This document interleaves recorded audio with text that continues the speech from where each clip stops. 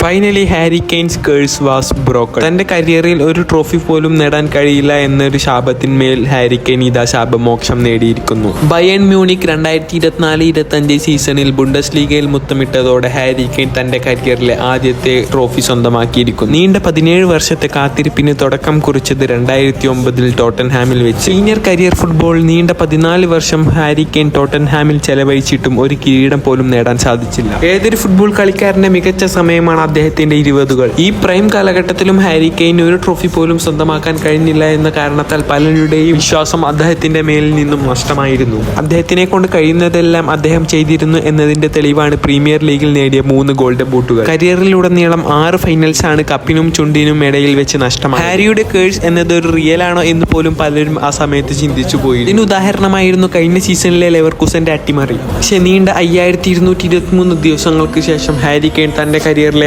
ആദ്യത്തെ major trophy സ്വന്തമാക്കി. തോൽവികളിൽ തളരാത്ത ഓരോ മനുഷ്യർക്കും ഇദ്ദേഹം ഒരു റോൾ മോഡലാണ്.